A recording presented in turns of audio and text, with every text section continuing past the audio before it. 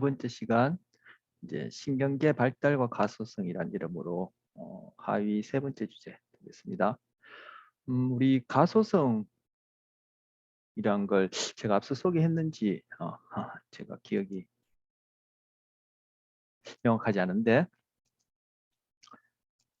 가소성이란 신경계의 구조, 해부학적 구조가 변할 수 있는 성질을 가소성이랍니다. 이 플라스틱에다가 ITY를 붙여서 명사화 만든 거죠. 플라스티시티. 그걸 번역하기를 가소성, 그 구조 형태가 변할 수 있는 성질을 얘기를 합니다.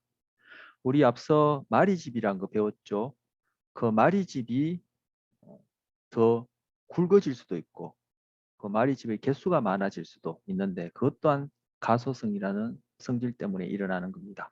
근데 이 가소성이 체내에서 그런 신경계가 만들어지고 발달하는 동안에, 그 출생 이후에도 발달하고, 그리고 우리가 살아가는 동안에 태어나서부터 시작해서 돌아가실 때까지 끊임없이 우리는 여러 가지 경험을 하죠. 그런 경험에 의해서 바로 이러한 신경계 해부학적 구조가 변해요. 그래서 신경계 해부학적 구조가 변할 수 있는 성질을 가소성이라고, 그 가소성 덕분에 실제로 해부학적 구조가 변하는 예로 우리가 지난 시간에 배웠던 마리집의 개수나 그 굵기가 달라진다든지, 그리고 오늘 배운 바로 그 시냅스 연결이 달라진다든지, 즉 가지돌기가 더 생겨나고, 즉 이 가지치기 브랜칭을 해서 더 생겨나고, 또는 축삭 종말이 또 브랜칭을 해가지고 가지치기를 해서 더 생겨나서 다른 세포들과의 시냅스가 더 많아진다든지, 아니면 어떤 경우에는 오히려 그러한 시냅스 연결이 더 줄어든다든지 하는 이런 것들이 바로 가소성으로 인해서 구조가 변하는 그러한 현상들이에요. 지금 이 시간에도 그게 변하고 있어요. 여러분이 바로 수업에 참여한다라는 그러한 경험으로 인해서 그러한 시냅스 연결들이 변하고, 또 세포들 간의 신호 전달의 효율성과 관련해서 마리집이 변하기도 하고 그렇게 되는 거예요. 자, 발달 동안에 뭐 체내에서 또 신경계가 만들어질 때는 그 가소성이 더 왕성하겠죠. 그리고 나이가 점점 들어서 뭐 연세가 많으신 경우에는 가소성의 정도가 낮겠죠. 하지만 가소성이란 특징은 돌아가실 때까지 남아 있습니다. 근데 그 가소성이 상대적으로 큰 경우가 바로 여러분 나이, 그리고 뭐더 청소년 시기, 더더욱 뭐 어린 나이 이럴 때는 가소성이 이제 아주 크죠. 그래서 뭐 우리 속담에도 나이들, 속담입니까? 뭐 흔히 그냥 푸념처럼 하는 말이 어려서 배워야지 나이 들어서는 배워서는 그것이 어릴 때만큼 그렇게 잘 배워지지 않는다는 얘기가 바로 이 가소성하고 관련이 있습니다. 자, 그 신경계 발달에 관련해서 가소성을 얘기했고, 이 가소성과 관련해서 뒤에 가서 좀 더 살펴보기로 하고요. 자, 신경계 발달 중에 일어날 수 있는 장애와 관련해서 하나 살펴보는데, 여기서는 태아 알코올 증후군이라는 걸 살펴봅니다. 이건 엄마가 아기를 임신하고 있는 중에 음주를 했을 때 나타난 현상이에요. 현상인데, 여기 보시면 그 원인 중 하나가 일부가 세포 자살이라는 현상이 있어. 자, 세포 자살이라는 현상은 제가 교재를 한번 읽어보도록 하죠. 91쪽에 제일 마지막 단락 보시면, 이러한 태아 알코올 증후군의 발생은 부분적으로 세포 자살이라는 현상과 관련해서 비정상적인 뇌 발달이 원인이다. 활동 전이가 축삭 종말까지 전파되어 신경 전달 물질이 축삭 종말에서 분비될 때 신경 전달 물질과 함께, 오늘 이제 요거 배웠죠. 그 신경 전달 물질과 함께 신경 영양 요소라는 물질도 시냅스로 같이 분비돼요. 그런데 이 신경 영양 요소는 바로 이런 시냅스를 맺고 있는 세포들이 계속 생존하고 유지할 수 있도록 도와주는 그러한 물질들이에요. 자, 끝줄 91쪽 끝줄 읽어보시면, 그런데 알코올은 뉴런에서 활동전이 생성을 억제하는데, 우리 활동전이 배웠죠. 근데 이 알코올이 뉴런에서 활동전이의 발생을 발생을 억제를 해요.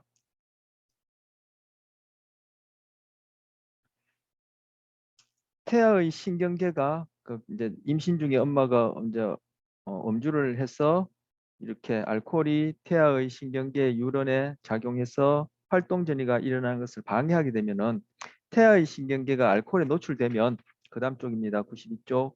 유런에서 활동 전이가 일어나지 않게 되고 결국 축삭 종말에서 신경 전달 물질도 분비 안 되고 신경 전달 물질과 함께 분비되던 신경 영양 요소도 분비되지 않으니까 그 시냅스를 맺고 있던 세포들은 스스로 죽어버리는 이런 현상이 일어나요. 이걸 세포 자살이라 그래요. 활동 전이가 일어나고 그다음 이제 신경 전달 물질이 분비되고 그 다음 세포에서 등급 전이가 일어나고 또 활동 전이가 일어나고 또 신경 전달 물질이 분비되고 이런 일들이 계속 반복되어지는데 알코올에 신경세포가 유런이 노출되면은 활동 전이가 일어나는 그러한 가능성을 낮춰버려요. 즉 활동 전이가 일어나기 어렵게 만들어요. 그럼 활동 전이가 안 일어난다면은 축삭 종말에서 신경 전달 물질이 분비될 수도 없겠죠. 그런데 신경 영양 요소라는 물질은 축삭 종말에서 신경 전달 물질이 분비될 때 같이 분비되는데 이 신경 영양 요소가 바로 시냅스를 맺고 있는 이전 세포, 이후 세포들을 생존하고 유지하게끔 하는 그러한 역할을 하는데 바로 알코올 때문에 활동 전이가 못 일어나고 신경 전달 물질이 분비 안 된다면 신경 영양 요소도 분비되지 않아서 시냅스를 맺고 있던 그 세포들이 스스로 죽어버리는 이런 현상이 일어난다는 거. 그래서 태아가 뇌가 신경계가 막 만들어지는 중에 그런 일이 일어난다면 당연히 뇌를 포함한 신경계가 정상적으로 발달이 안 되겠죠. 그래서 그렇게 태어난 아이들을 보면은 낮은 경계 수준. 여러분 지금 수업에 뭐 가장 아이디얼한 상태는 어느 정도 각성이 되어 있어서 너무 경계 수준이 높아서 막 흥분돼 있다 하더라도 지금 우리가 다루는 이 내용이 잘 학습이 안 될 테고 내가 지금 막 졸린다. 그렇게 해서 이런 경계 수준이 너무 낮더라도 우리 이제 배우고 있는 이 내용들이 잘 학습이 안 될 거예요. 그런데 적절한 경계 수준이 필요한데 바로 태아알코올 증후군이라고 불려지는 아이들이 출생 이후에 보면은 좀 낮은 경계 수준을 보이고 과잉 활동성을 보이고 지적 장애도 있고 운동 장애도 있고 그 심장에도 문제가 있고 안면에도 이렇게 비정상적인 그런 특징이 있다. 그리고 이 아이들이 성인이 되었을 때 알코올 중독, 약물 중독, 그리고 우울증, 그 위에 기타 정신질환을 앓을 가능성이 높더라는 것이 발견됐어요. 자, 이건 신경계 발달과 관련된 이제 장애를 살펴봤고요. 그다음 보시면 신경 가소성입니다. 아까 가소성 뒤에 가서 좀 더 얘기하겠다 했는데 신경 가소성 뭐 그냥 가소성 해도 될 테고 이제 신경계에서 일어나는 가소성이니까 신경 가소성 해서 신경계 구조가 변한다 했는데 결국 신경계 구조가 변한다는 것은 미시적으로는 아까 이미 언급했듯이 신경세포 뉴런의 그런 가지돌기나 뭐 축삭 종말이나 그 이외에 뭐 마리집이나 그 외에도 더 언급할 수 있겠지만 우리가 배웠던 그런 부분들의 구조가 변함으로써 결국 신경세포가 신호를 얼만큼 효율적으로 처리하느냐 그리고 다른 세포와 시냅스를 통해서 신호 전달이 어떤 형태로 바뀌느냐 이러한 결과를 낳게 되는 거예요. 그런 구조적 변화가 일어나면 자 사람의 경우에 다른 동물의 경우에는 성체 그죠? 갓 태어난 경우가 아닌 이제 성체가 되었을 때도 신경계에서 뭐 내부위에서 새로운 뉴런들이 생겨나는 부위가 몇몇 있다 이렇게 알려져 있었는데 오랫동안 인간의 경우에는 성인에게서는 새로운 뉴런이 생겨나지 않는다라고 그렇게 알려졌어요. 그래서 우리 지금 뇌나 뭐 척수나 이런 부분들이 다치게 되면은 그 부위는 새로운 세포가 생겨나지 않기 때문에 영구적으로 장애를 발생시키죠. 우리 이 몸 같은 경우에 체세포들은 뭐 이렇게 칼에 베이거나 상처가 나더라도 그 새로운 일이 생겨나서 그 부분이 회복되는데 바로 이런 뇌나 척수 이런 부분들은 새로운 일은 생기지 않는다고 그렇게 얘기해줬는데 이후에 더 연구를 해보니까 유일하게 두 부위, 바로 우리 냄새 맡는 이 후각과 관련된 그런 뉴런하고 바로 여기서 해마라고 이름 붙인 이 부위에서 새로운 뉴런이 생긴다는 것을 발견하게 됐어. 자, 해마란 부위는 어디 있냐면은 아까 여기 대뇌 여기 봤는데 여기 척두엽 겉에서는 보이지 않고 척두엽 안쪽에 있기 때문에 여기 점선으로 이렇게 표시해놨어. 여기 까맣게 표시한 부분 지금 해마 부분 아닙니다. 요거는 이제 이후에 얘기할 부분이고 점선으로 이렇게 표시한 이 부분이 해마예요. 그래서 이 부분을 이 방향으로 이렇게 잘라서 보여주는 겁니다. 절 이렇게 자른 다음에 이쪽에서 보여주는 거예요. 보면은 바로 이게 척두엽 바깥쪽이 될 테고 안쪽에 이렇게 이 부분이 해마예요. 그 생긴 모양이 바다에 사는 말처럼 보인다 해서 해마라 붙인 거예요. 그리고 이 그림은 이게 이마 쪽이고 이 뒤통수 쪽인데 위에서 보여주는 거야. 위에서 보여주는데 지금 왼쪽 뇌 윗부분을 다 제거하고 해마가 어디쯤 위치하는지를 여기서 다른 방향에서 보여주는 거야. 그러니까 요 부분이 해마예요. 요 해마 부위는 바로 새로운 기억을 형성하는데 중요한 역할을 해요.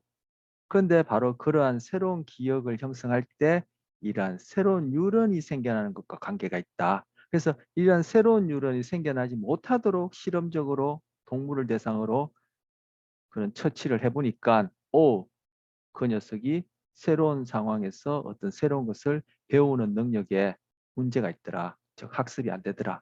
그래서 해마는 학습과 기억이 중요한데 그때 해마에서 새롭게 생겨나는 뉴런들 그리고 그 뉴런들이 기존의 해마에 있는 다른 뉴런들과 어떻게 즉 시냅스 우리가 오늘 배운 시냅스 연결하느냐 이것들이 결국 새로운 것을 배우고 기억하는데 관여한다 이렇게 알려진 부위예요. 흔히 그리고 이 해마가 손상되면 금방 기억에 문제가 있다고 학습과 기억에 문제가 있다고 했는데 바로 우리가 기억상실증 이런 부르는 것이 바로 해마가 손상되었을 때 나타나는 그러한 증상에 해당합니다. 즉 해마가 손상되어지면 기억상실증이 일어난다 이렇게 얘기할 수 있고요. 그리고 이때 기억상실증이라는 것은 우리가 스스로 자각할 수 있는 그러한 기억들을 얘기합니다. 우리가 배우고 기억하는 것에는 우리가 스스로 자각하지 못하는 가운데 부지불식간에 배워서 그죠? 내가 자각하지 못하는 가운데 그것을 기억해내는 이러한 기억들도 있고 오히려 그런 기억들이 다른 동물에게서도 그렇고 우리에게서는 더 많은 부분을 차지해요. 우리가 살아가는데. 그런데 해마와 관련된 기억은 내가 스스로 자각할 수 있는 기억. 바로 여러분이 지금 수업을 통해서 저와 만나면서 배우고 있는 이 학습과 기억이 바로 해마가 중요하게 관여하는 기억이고 해마가 제 기능을 못할 때 바로 학습과 기억에 문제가 생기는데 그걸 우리는 기억상실증의 한 예로 얘기할 수 있는 거예요. 자, 해마와 관련된 신경가소성, 새로운 뉴런이 생겨나고 금방 얘기한 대로 새로운 뉴런의 다른 기존에 있는 뉴런과 시냅스를 맺고 즉 구조 변화가 생겼죠. 바로 신경계 가소성 등 덕분에 그죠? 학습과 기억이 가능하고 우리가 뭘가 배우고 기억한다는 경험이 또 다시금 이 해마의 구조를 바꾸는 거죠. 가소성 덕분에 바꾸는 거죠. 그런 이 정상적으로 안 일어난다면 기억과 학습에 문제가 생기겠죠. 그래서 그 일례로 유명한 실험인데 영국 런던 택시 운전기사들을 조사해 봤어요. 그러니까 이 사람들이 보니까 해마가 택시 운전하지 않는 사람들보다 더 크더라는 거예요. 바로 택시 운전하려면 구석구석 그저 길 그걸 다 배우고 익히고 기억해야 되는데 그러한 경험이 가소성 덕분에 해마의 구조적 변화를 일으킨 거죠.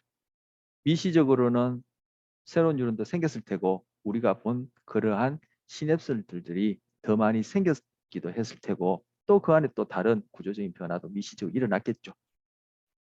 그런데 이 택시 운전기사 되는 것이 요즘은 어떤지 모르겠지만 영국에서는 이거 따는 기간이 여기서 나와 있지만 운전면허 따고 택시 운전기사로서 이걸 자격을 얻는 기간이 한 4년 정도 걸린대요. 그런데 이 4년 이후에 결국 택시 운전사 자격을 따는 사람도 있고 낙방하는 사람도 있는데 그죠? 낙방한 사람들 즉 이런 훈련 기간 중에 이걸 패스하지 못하고 운전면허를 따지 못한 사람들하고 운전면허를 딴 사람들하고 그리고 또 실제 운전을 하는 기사분들하고 비교해 보니까 운전기사나 이런 면을 딴 사람들의 해마가 이런 4년 기간 동안 제대로 학습하고 기억해서 운전면허를 못 딴 사람보다 해마가 더 크더라는 거. 이게 바로 경험으로 인해서 구체적으로 학습과 기억에 의해서 해마의 구조적 변화가 일어난 거죠. 뭐 가소성 덕분에. 연구자들은 운전면허를 따기 위해 4년간의 교육과정에 등록한 79명의 뇌를 자기공명 MRI로 촬영, 연구했다, 관찰했다. 교육과정을 통해서 해마가 커졌다는 것을 관찰했고, 그죠? 이 해마는 좀 전에 말씀드린 그러한 기억에도 관여하고, 뭐 그러한 기억과 관련해서 구체적으로는 공간 방향 감각, 즉 특히 뭐 운전사 같은 경우는 이 공간 방향 감각이 좋아야 되겠죠.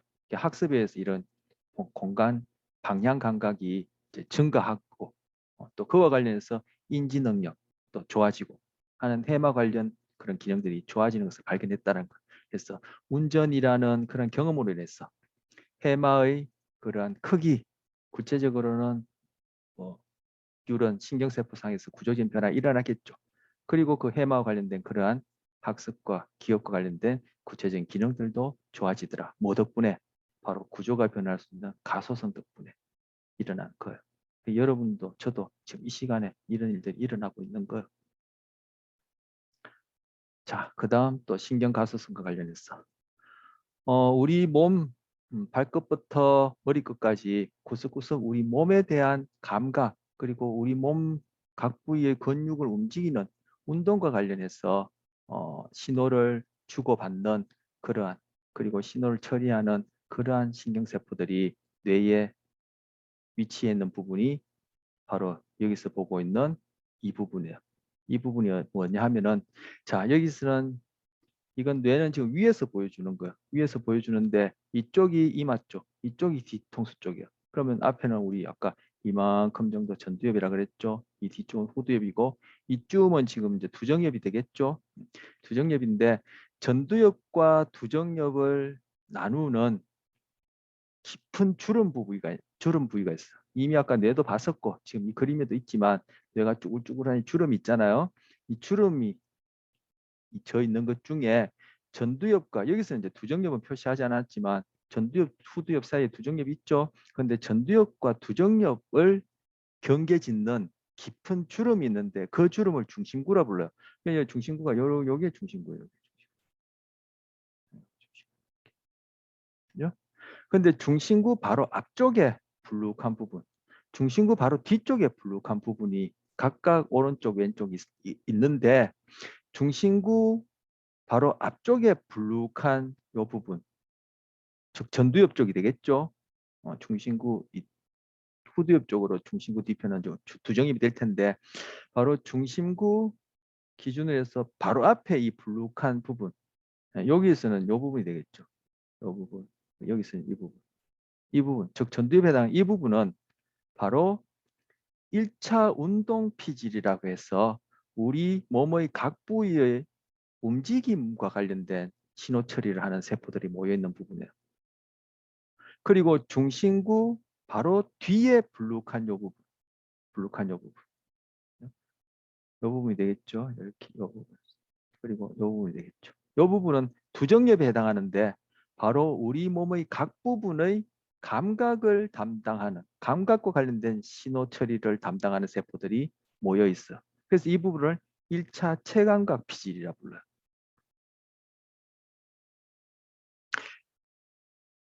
자, 그런데 여기 각 부위의 감각과 각 부위의 운동을 담당하는 세포들이 쭉 여기에 이제 배열되어 있는데 그 세포들을 쭉 살펴보니까 그죠?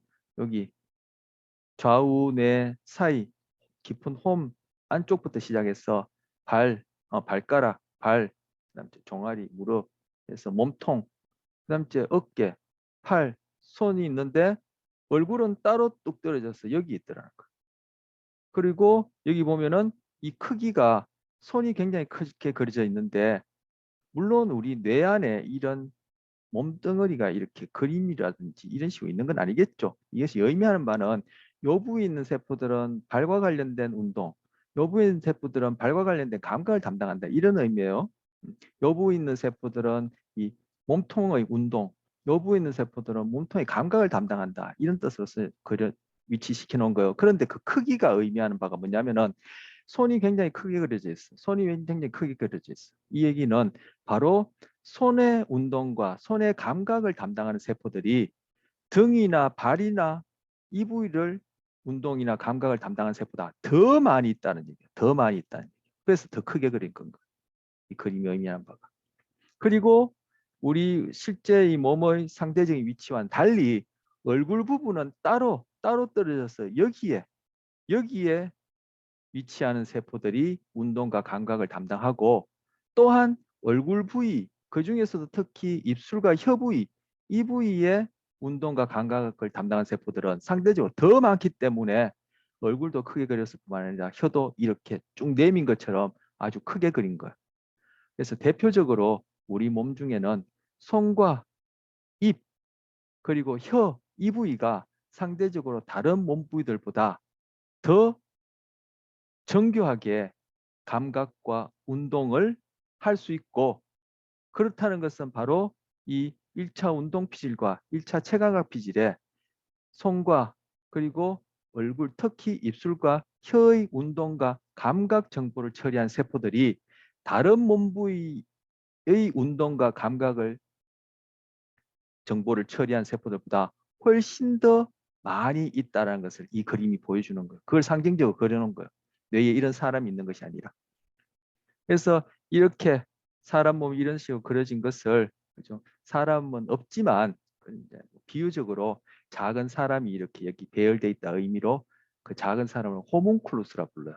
그래서 운동 호문클루스 이렇게, 감각 호문클루스 이렇게, 예, 그려놓고 이 위치나, 그죠? 이 크기가 금방 말씀드린 그러한 것을 의미하는 거예요. 예를 들어 손가락을 많이 사용하면, 자, 그런데 좀 전에 해마와 마찬가지로 신경계에 어디든지 다 가소성이 있는데 바로 이러한 1차 체감각 피질과 1차 운동 피질에서도 가소성 덕분에 세포들 간의 시냅스 연결이 변할 수 있어요. 그래서 만약에 뭐 다른 부위도 마찬가지지만 축구 선수라면 이제 발이 되겠고 몸통이나 뭐 다른 부위가 되겠죠. 체조 선수라면 또 다른 부위가 될 테고. 근데 여기 만약에 손가락을 많이 사용하는 연주자나 손으로 글을 많이 쓰는 작가 같은 경우에는 손가락에 대한 이 부위의 세포들이, 그죠? 그 이전에는 손가락의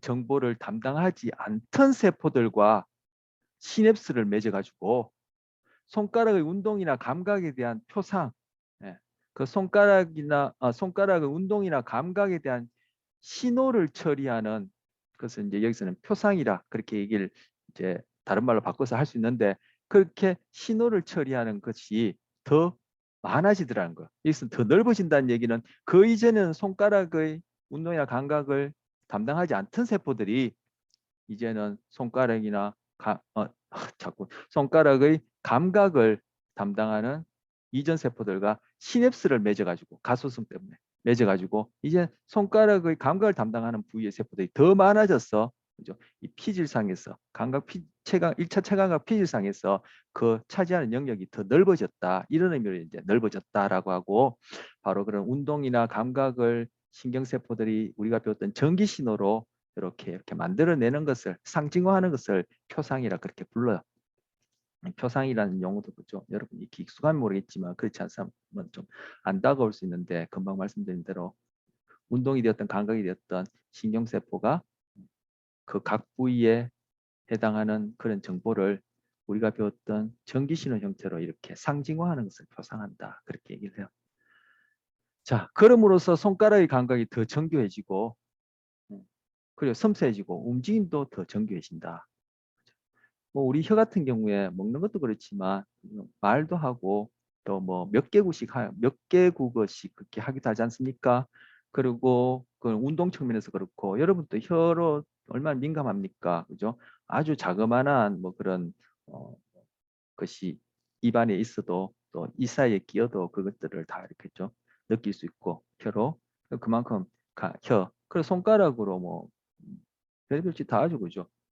바느질부터 시작해서 수술도 있고 뭐 더 미시하게 전자현미경을 보면서 우리가 배우는 이런 신경세포들을 다루는 사람 같은 경우에는 그 움직임이 더 정교할 테고, 피아노 연주하는 사람들 보세요. 그 1초에 그냥 수십 번을 두들기고 하는데, 그런 손가락도 요리도 하고 별의별 짓 다 하죠. 그만큼 이 손가락과 입이라는 것이 우리가 생존하고 하는데 그만큼 감각과 운동을 이 섬세하고 정교한 것을 요구하기 때문에 이것이 이렇게 선천적으로 크게 이 피질 부위를 차지하고, 또 태어나서 이후에도 돌아가시까지 손가락과 또 혀 부위를 어느 만큼 많이 사용하냐에 따라 금방 얘기한 대로 가소성 덕분에 그 부위가 넓어지기도 하고 좁아질 수도 있다. 물론 여기서는 대표적으로 손을 얘기하고 있지만 다른 신체 부위도 다 마찬가지예요.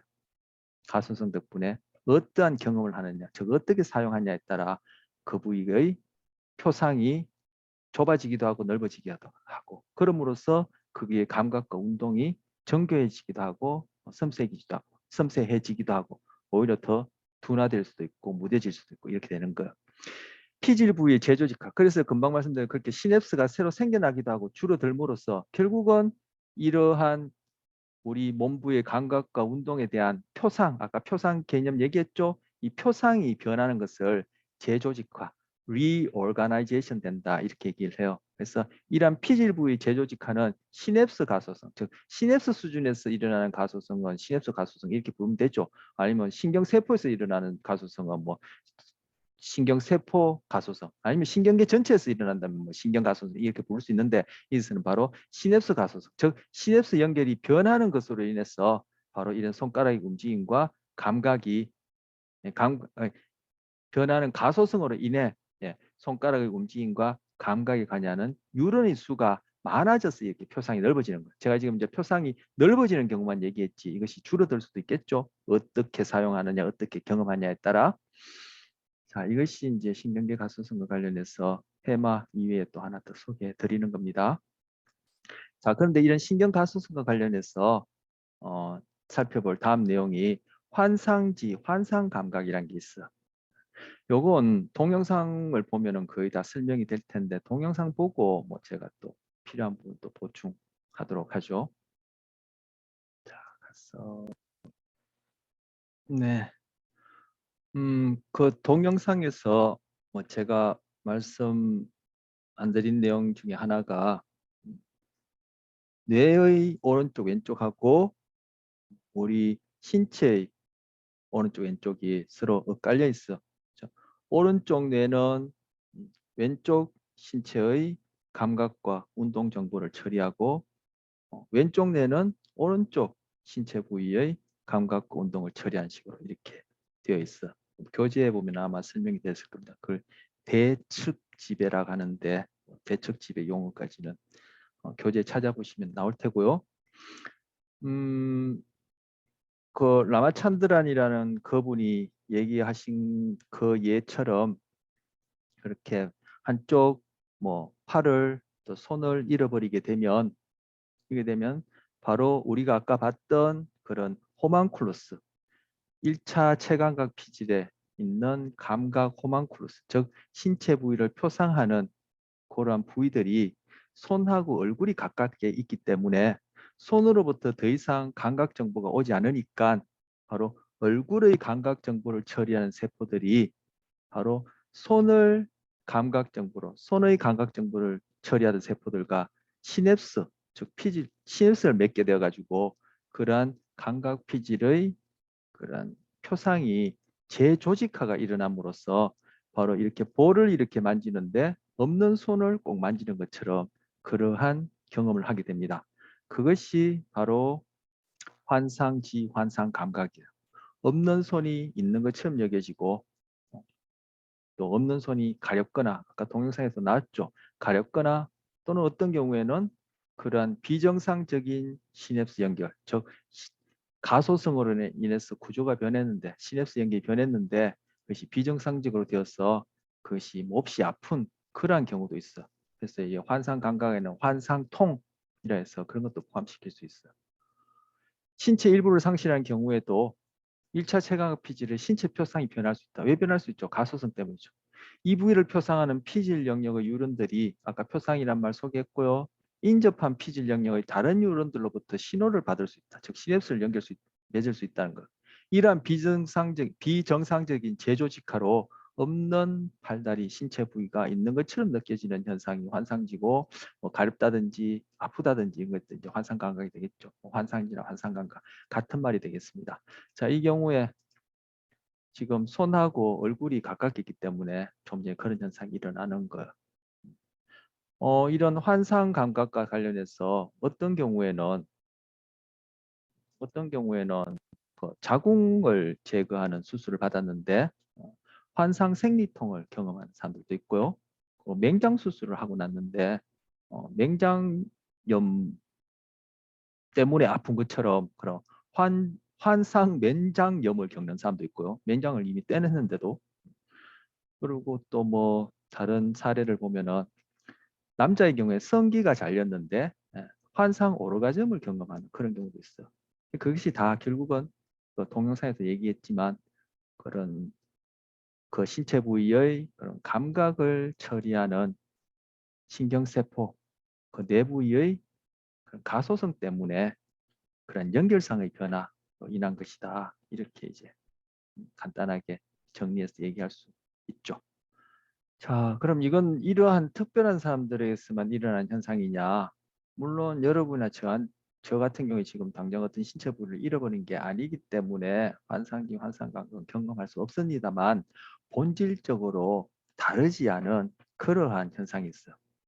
자, 아까 그 동영상에서 한국분을 대상으로도 했고 그런 라마찬드란이라는 그 박사님도 보여줬지만 거울을 이용해 가지고 멀쩡하게 남아있는 그 손을 거울에 집어넣고 그것이 반사되어지는 거울을 쳐다보면서 움직이고 한참 동안 그렇게 쳐다보니까 꼭 없어진 반대편 신체 부위가 있는 것처럼 그렇게 느껴진다 그랬죠.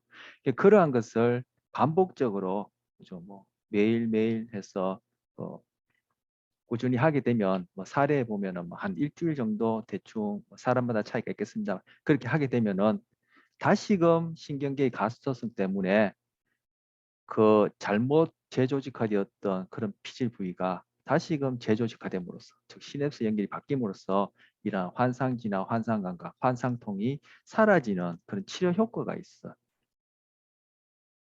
그걸 아까 그 나마찬드라는 박사님이 처음으로 그걸 밝혀낸 거예요. 그 이전에는 뭐 수술을 하고 뭐 여러 가지 복잡한 별의별 의학적 그런 처치를 해봤지만 다 소용이 없었고 결국 그것이 가소성 때문에 일어나는 그 부위를 담당하는 1차 체감각 피질의 재조직화로 인한 것이라는 걸 알고 잘못된 재조직화로 이런 현상이 일어나니까 거울을 이용해서 착각을 일으켜서 그 재조직화를 다시금 일으킴으로써 치료하는 이런 환상지, 환상감각 또는 통증을 치료하는 그러한 것을 발견해낸 것.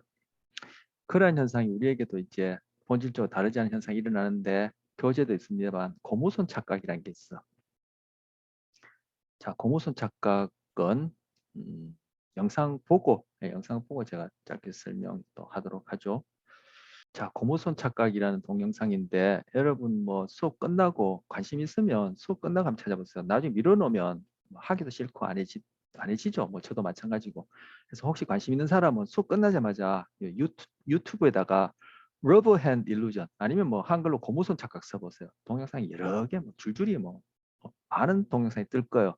그럼 몇 개 보시면 좀 더 이해에 도움이 되고 뭐 재미있는 그런 실험도 있는데 제가 고른 것은 가장 짧고 그 임팩트하게 이 고무손 착각이라는 것을 보여준 동영상을 골랐어요. 근데 외국 건데 나레이션이 없고 그냥 영어 자막만 나와요. 예, 요거 보고 제가 간단하게 설명하도록 하죠.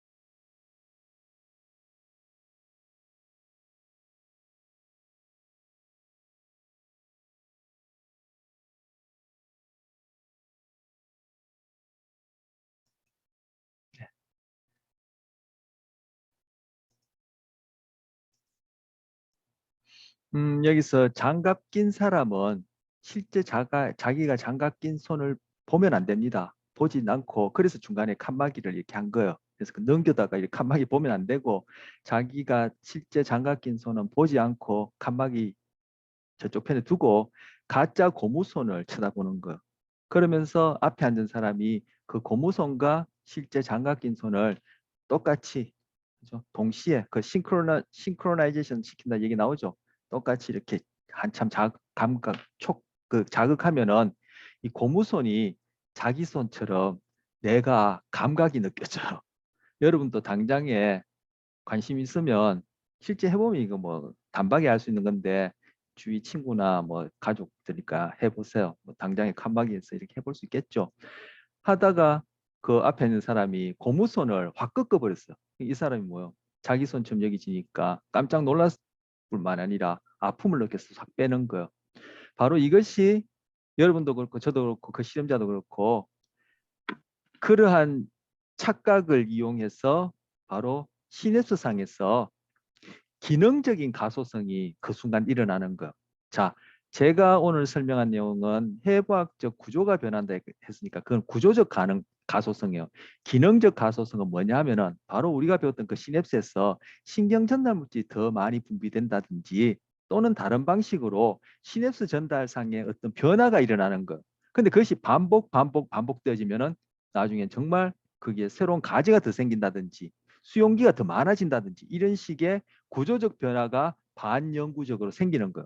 바로 그걸 이용한 것이 아까 그 동영상에 KBS 동영상에서 봤던 라마찬드란 박사가 치료 효과를 내는 게 되는 거예요. 즉 그 거울을 이용해 가지고 환상지나 환상통을 겪는 사람이 그걸 하루에 여러 차례 며칠씩 하게 되어지면은 그 순간에 착각으로 인해서 자기 손이 있는 것처럼 그리고 일시적으로 통증을 사라지는 것처럼 그런 기능적 가소성에 의해서 그런 경험을 하는데 그것을 반복해서 며칠 동안 하게 되면은 구조적인 가소성에 의해서 우리가 오늘 배운 그러한 반영구적인 그러한 재조직화가 일어나서 환상지나 환상통 같은 그런 비정상직이랄까요? 어떤 그러한 것들이 완전히 사라지는 영구적으로 사라지는 그러한 경험을 하게 되는 거예요. 조금 전에 봤던 공순 착각은 그렇게 뭐 신체 부위를 잃어버리지 않은 경우를 하더라도 얼마든지 우리에게서 경험할 수 있는 것이고 바로 기능적 가소성에 의한 것이고 그렇다면은 현재 나의 몸이라는 것도 결국 내 이 몸 부위를 내 것이라 생각하는 것은 이 몸 부위의 감각과 운동이 끊임없이 뇌와 주고받으면서 내 거라는 것을 내 몸이라는 것을 내가 경험하는 거죠. 그렇지 않다면 결국 내 몸도 그죠 남의 것처럼 그 신체 부위와 특정한 신체 부위와 끊임없이 감각과 운동을 주고받는 이런 신호를 뇌를 통해서 이루어지지 않는다면은 내 몸도 내 몸이 아닌 것처럼 여길 수 있고 끊임없이 뭔가 감각과 운동을 주고받는다라고 우리가 여겨진다면은 즉 착각을 한다면은 고무손도 제가 뭐 시간이 많지 않았으니 책상도 내 몸의 일부처럼 감각할 수 있는 그런 실험을 또 있는데 이것도 간단한데 뭐 시간이 여의치 않아서 그건 말씀 못 드리겠고 다른 물건들도 내 몸처럼 그렇게 감각할 수 있는 그런 현상들이 일어납니다. 그것이 바로 이제 결국 나라는 존재에 대하여서 우리가 경험하는 내용들이 무엇인가를 볼 수 있는 그러한 실험례가 되는 겁니다.